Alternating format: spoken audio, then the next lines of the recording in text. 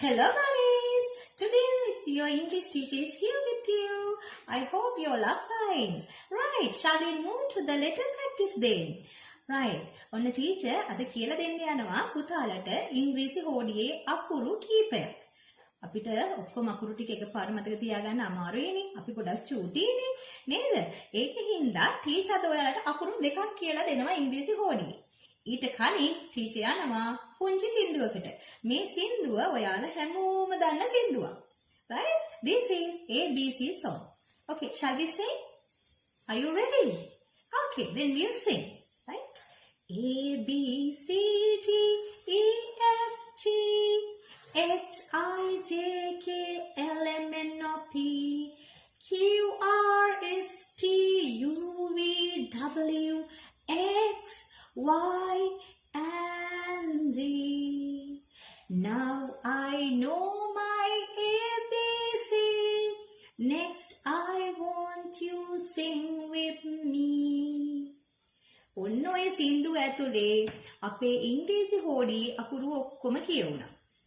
අපේ ඉංග්‍රීසි හෝඩියේ ඇත්තටම කිව්වොත් අකුරු කීයක් තියෙනවද පුතේ? අකුරු 26ක් තියෙනවා.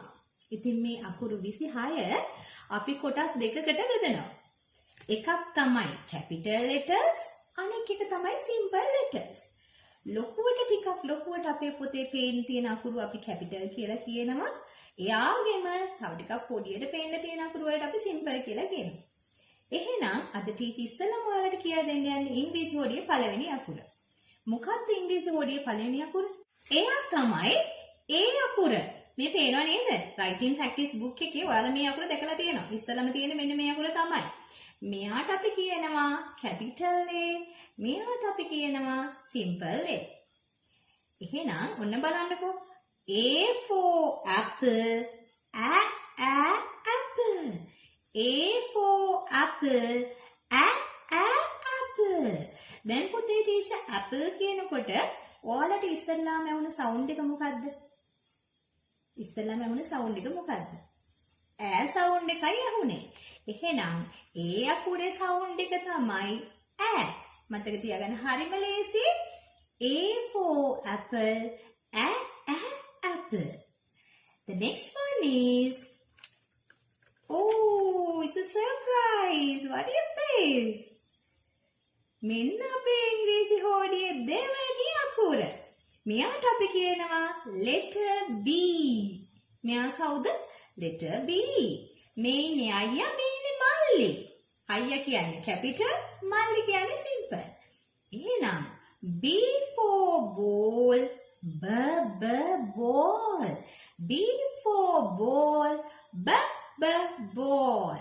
දැන් teacher ball කියනකොට මගේ පුතාලට ඉස්සෙල්ලාම වුණ sound එක මොකද්ද?